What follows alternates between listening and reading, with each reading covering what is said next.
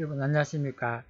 오늘 이 시간에는 통일사상 제10장 논리학 5번째 시간 원상의 논리적 구조에 대해서 말씀을 드리도록 하겠습니다. 이상으로 앞서 말씀드린 것은 통일 논리학의 서론에 해당하는 기본 입장 항목을 제가 말씀드린 것이고, 이 시간부터는 통일 논리학의 본론에 들어가고자 합니다. 먼저 논리학의 원상의 논리적 구조에 대해서 먼저 살펴보도록 하겠습니다. 로고스 형성의 구조와 내적 발전적 사유기대에 대해서 말씀을 먼저 드려야 될 것 같습니다.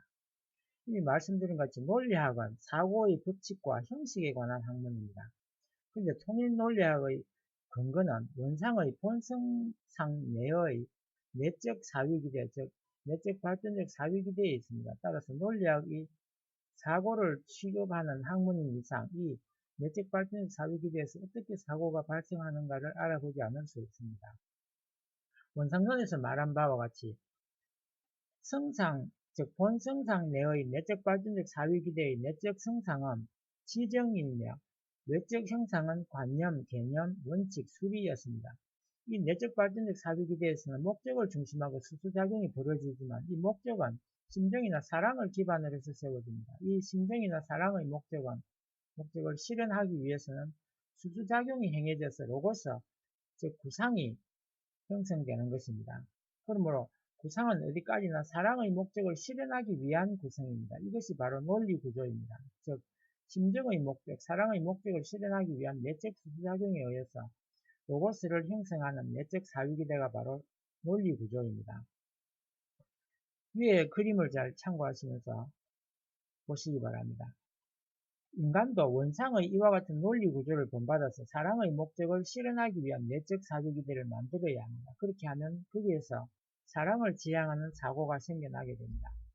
본래 인간의 모습을 보면 본래 인간의 사고에 있어서 그 사고의 동기가 심정 또는 사랑이 아니면 안 됩니다. 인간의 사고는 사랑의 실천을 위한 사고이며 인간에게 자유가 주어져 있는 것도 사랑의 실천을 위해서인 것입니다. 자유를 가지고 악을 행하거나 사람을 미워하는 것은 자유의 남용입니다. 사랑의 실현이란 요컨대 사랑의 세계의 실현이며 창조 이상 세계의 실현입니다. 사랑을 지향하는 사고를 많이 가진 인간이 가지면 가질수록 사랑의 세계는 보다 빨리 실현될 것입니다. 논리학은 상대방을 이기기 위한 그런 태도로서 시작하는 것이 잘못됐다는 이야기도 될 것입니다. 창조 2단 구조를 보면 창조 2단 구조에 대해서는 이미 여러 번 언급했지만 여기서는 같은 2단 구조와 논리학과의 관계를 설명해 하기로 하겠습니다. 창조 2단 구조란 내적 발전적 사유기대와 외적 발전적 사유기대가 연속적으로 형성되는 것을 말합니다. 이 경우 내적 발전적 사유기대에서 로고스가 형성되는데 이 내적 발전적 사유기대가 바로 논리구조입니다. 그럼 이때의 외적 발전적 사유기대는 논리학과 어떤 관계가 있을까요? 즉 논리학에 대해서 외적 발전적 사유기대는 과연 필요할 것인가 하는 겁니다. 그것은 반드시 필요합니다. 왜냐하면 통일 논리학에 있어서 사고는 창조 목적의 실현 또는 사랑의 실현을 지향하며 따라서 사랑의 실천을 전제로 하기 때문입니다. 실천한다는 것은 마음에 생각한 것을 외부에 대하여 실제로 행하는 것이며 바로 외적 사유기대의 형성을 뜻합니다. 실천의 대상은 만물이며 인간입니다. 즉 사랑의 실천이란 만물을 사랑하고 인간을 사랑하는 것입니다. 이와 같이 통일 논리학에 있어서 사고한다는 것은 거기에 반드시 동기와 목적과 방향이 있으므로 반드시 실천에 연결되고 행동과 결부되어야 합니다.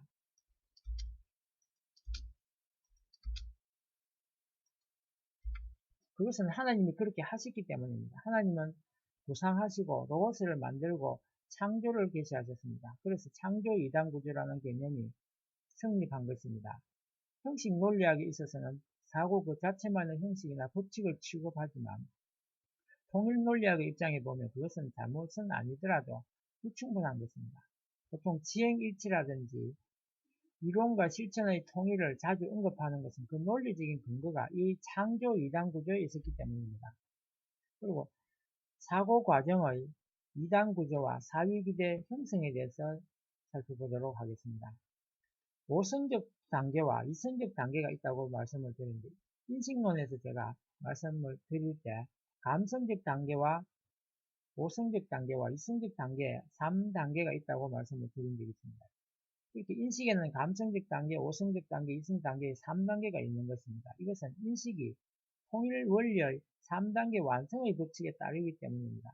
감성적 단계는 외부에서 정보가 들어오는 창구이므로 인식의 소성적 단계이며, 장성적 5성적 단계와 완성적 2성적 단계는 사고가 이루어지게 됩니다. 그중 5성적 단계의 사고는 외부로부터 들어오는 정보에 영향을 받기는 받지만 2성적 단계에 이르면 사고는 외부와 관계없이 자유로 이루어지게 됩니다. 칸트도 역시 3단계의 인식 과정에 대하여 논하고 있습니다. 외계에서 들어오는 감성적 내용을 직관 형식을 통하여 수용하는 단계가 감성적 단계이며, 다시 사유 형식을 가지고 사고하는 단계가 5성적 단계이고, 5성적 인식을 통일 내지 통제해 가는 과정이 2성적 단계입니다. 마르크스주의의 경우에는 감성적 내용이 뇌에 반영되는 것이 감성적 단계입니다. 그 다음 단계는 논리적 단계 또는 2성적 단계로서 거기에서 판단이나 추리가 행해진다고 했습니다. 또 그 다음 단계에서 실천에 의해서 확인하는 실천의 단계가 있다고 했습니다. 마르크스주의의 경우 사유 형식은 외계의 존재 형식이 의식에 반영된 것입니다. 대뇌 생리학의 관점에서 보면 인식론에서 설명한 바와 같이 감성적 단계의 인식은 감각 중추에서, 5성적 단계의 인식은 투정연합냐에서, 그리고 2성적 단계의 인식은 전두연합냐에서 이루어진다고 보는 것입니다. 5성적 단계와 2성적 단계에서 원상 구조와 비슷한 논리 구조가 형성됩니다. 5성적 단계에 있어 사고는 외계로부터 들어오는 감성적 요소에 의해서 규정됩니다. 즉, 외계의 내용과 내계의 원형이 조합되어서 인식이 일단 완결됩니다. 그때 인식 구조 또는 논리 구조로서 내적인 완결적 사위기대가 형성됩니다. 즉, 자동적 사위기대가 형성됩니다. 그런데 이 2성적 단계에서는 5성적 단계에서 얻어진 지식을 토로하여 자유로이 추리를 진행시켜 새로운 구상, 즉 신생체를 세우기도 합니다. 이때의 사고의 구조는 내적 발전적 사위기대입니다. 인식에 있어서 대뇌의 생리 과정을 내객을 맞는 과정에 비유할 수 있습니다. 그러니까 손님을 맞는 과정에 비유하게 되겠습니다. 내객이 처음 들어서는 현관은 감각 중추에 해당하고, 주인을 만나는 응접실은 두정연합냐에 해당하며, 거실이나 서재는 전두엽연합냐에 해당합니다. 그러니까 하인으로부터 현관에 손님이 왔다는 전언을 받으면 주인은 응접실에 나와서 그 손님을 맞이한 후 대화를 나누게 됩니다. 주인은 손님을 상대하면서 그가 말하는 것을 이해하려고 합니다.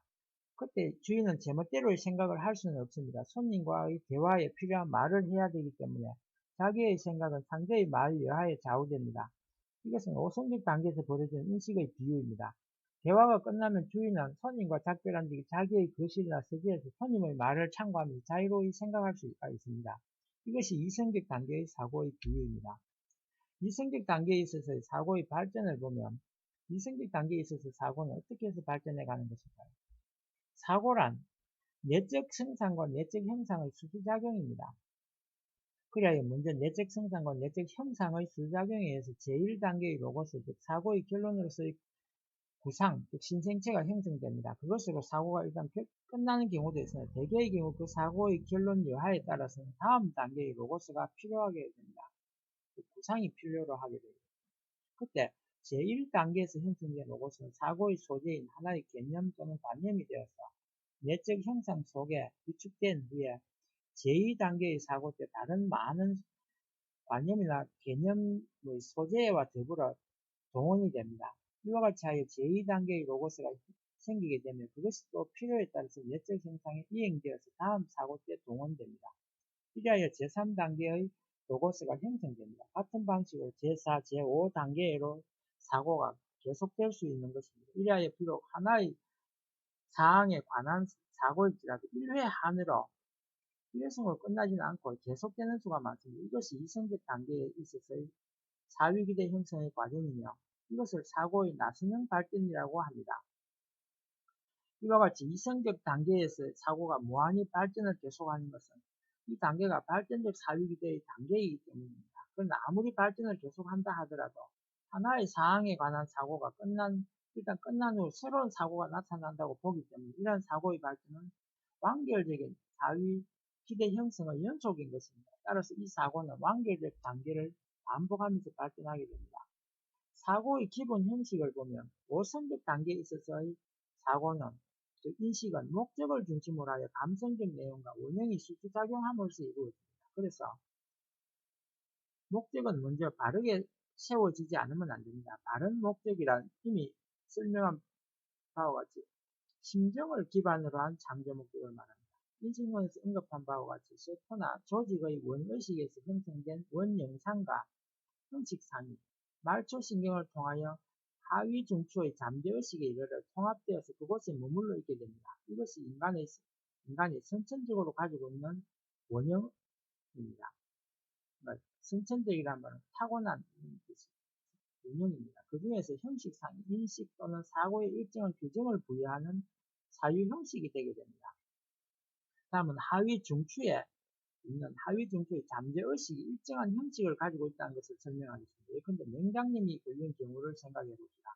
원의식을 통합하고 있는 하위 중추에서는 맹장의 고유한 성상과 형상, 즉 기능과 구조에 관한 정보가 수시로 전달되고 있습니다. 따라서 맹장염에 걸리면 하위 중추는 곧 그 이상을 감지하게 됩니다. 그리고 그 맹장이 본래의 상태를 회복하도록 적절한 지시를 보내게 됩니다. 또 위의 운동이 지나치게 강하게 되면 위경련이 되는 경우도 있고, 너무 약해지면 위하수가 생기는 수가 있는데, 그와 같은 위의 운동의 강약에 관한 정보도 하위 중추는 알고 있습니다. 그래서 위의 운동이 지나치게 강해지거나 약해지면 이것을 적절히 조절하게 됩니다. 하위 중추의 잠재의식이 가지고 있는 이와 같은 정보는 양성, 음성에 관한 것입니다. 세포는 핵과 세포질로 되어 있는데 핵이 세포질을 컨트롤합니다. 핵과 세포질은 주체와 대상의 관계에 있습니다. 하위 중추의 잠재의식은 이와 같이 세포에 있어서의 주체와 대상의 정보도 가지고 있습니다.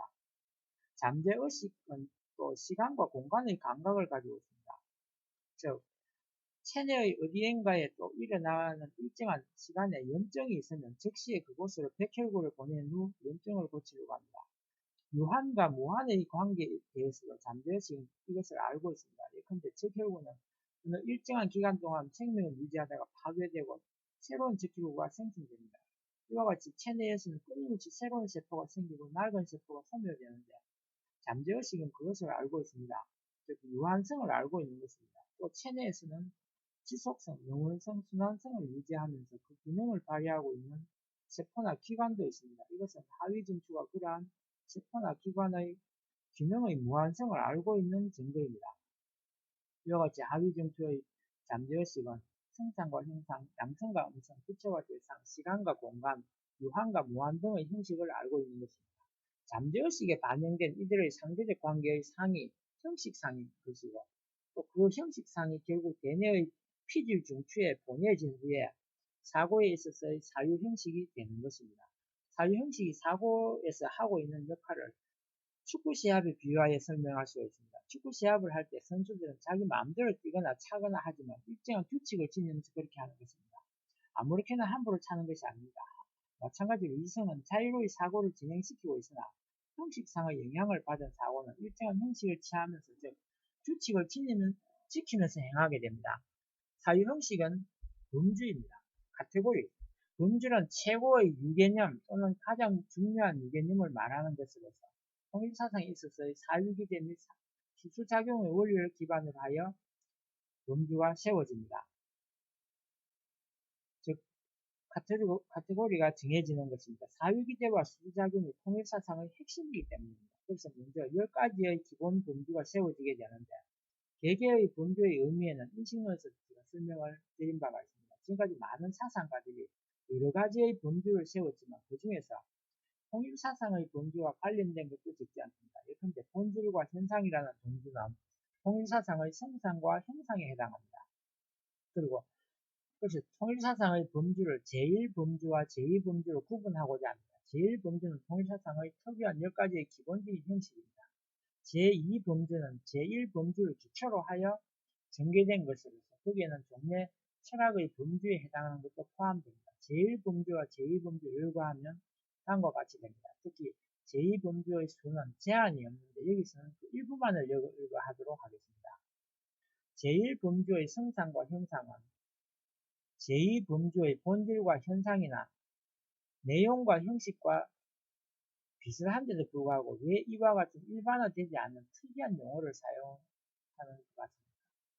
통일사상의 기본이 되고 있는 것은 사위기대 정분합작용, 수작용 등의 개념입니다. 이것을 빼면 통일사상은 골격이 빠져버린 것과 같게 됩니다.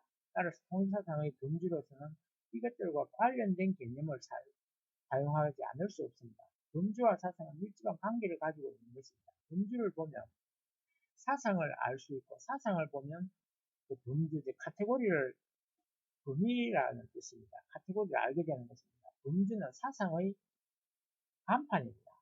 통일사상은 새로운 사상이므로 거기에 알맞는 새로운 용어의 범주가 당연히 세워지지 않으면 안 되는 것입니다. 마르크스 사상에는 마르크스적인 범주가 있고 칸트의 사상에는 칸트적인 범주가 있고 헤겔의 사상에는 헤겔적인 범주가 있습니다. 마찬가지로 통일사상의 범주도 통일사상의 특징을 표시하지 않으면 안 되며 그것이 제일 범주로서의 10가지 기본적인 개념입니다. 그리고 사고의 기본 법칙을 보면 형식 논리학에 있어서 사고의 근본 원리는 동일률, 모순율, 배정률, 충족, 이유율이 있었습니다.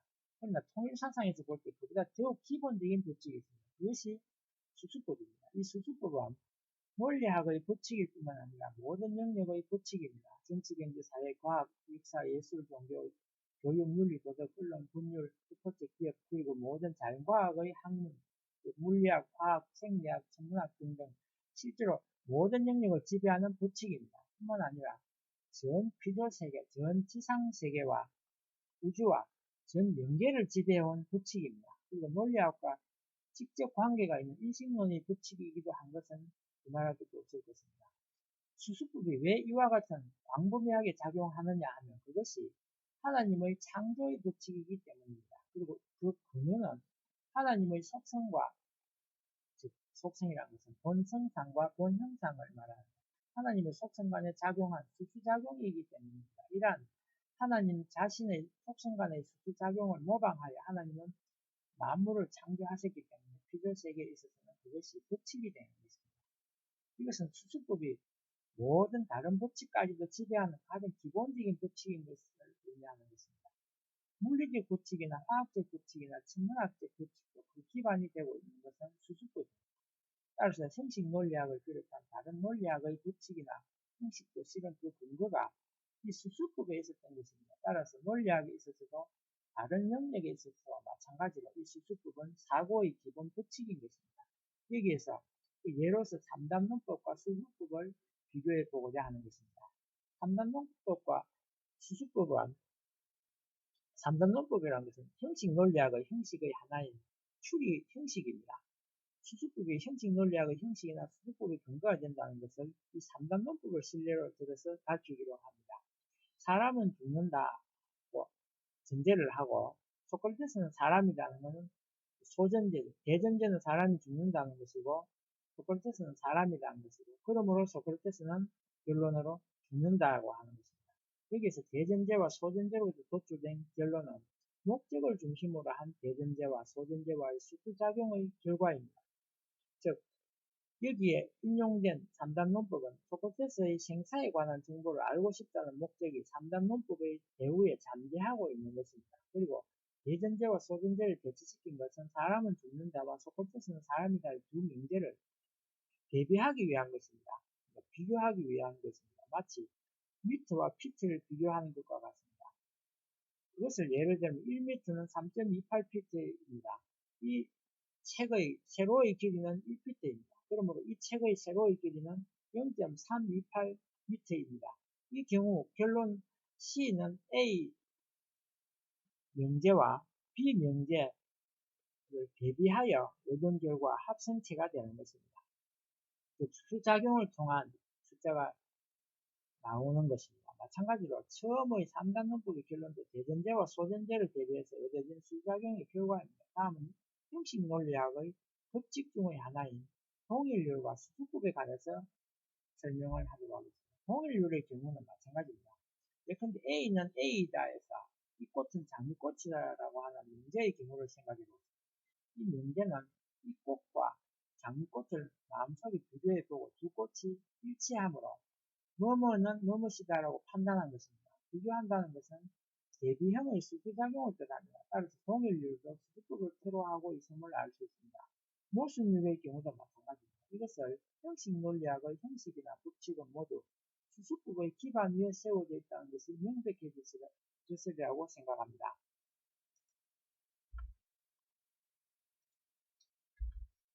그리고 마지막으로 사고와 자유에 대해서 말씀을 드리고자 합니다. 여기 사고와 자유에 대해서 말씀드리는 것은 사고와 자유가 논리적으로 또한 전개되기 때문에 그렇습니다.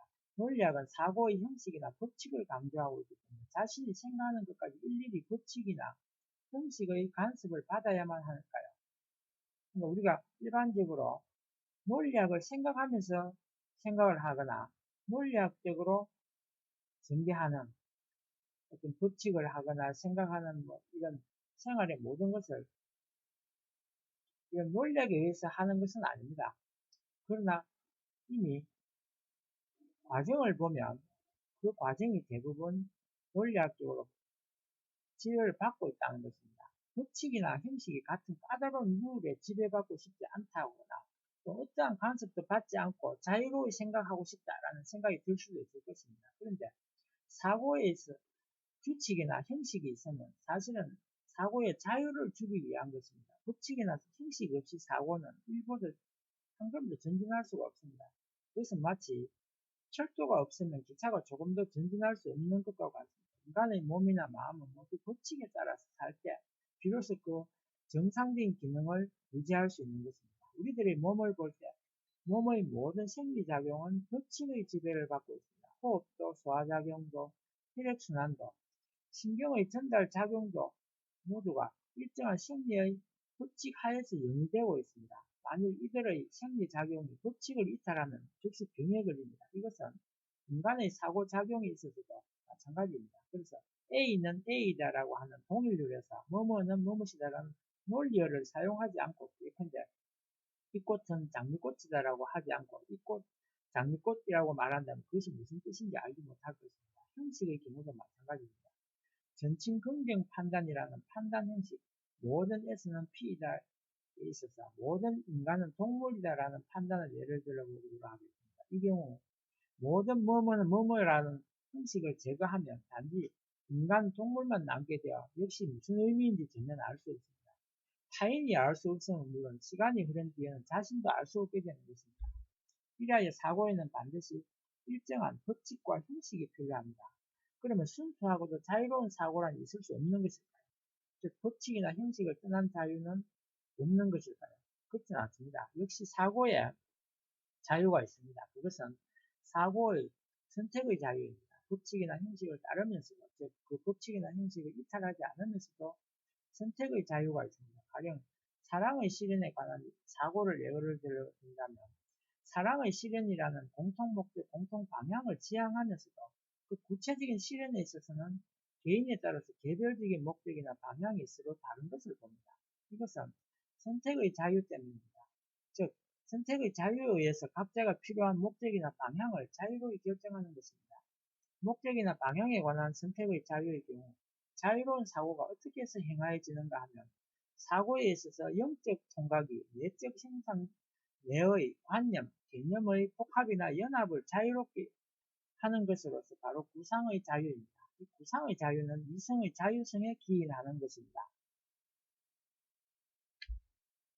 이상 마치고 다음 시간에는 통일 논리학에서 본 종래의 논리학에 대해서 말씀드리도록 하고 여기서 마치도록 하겠습니다. 끝까지 시청해 주셔서 감사합니다. 구독을 안 하신 분은 구독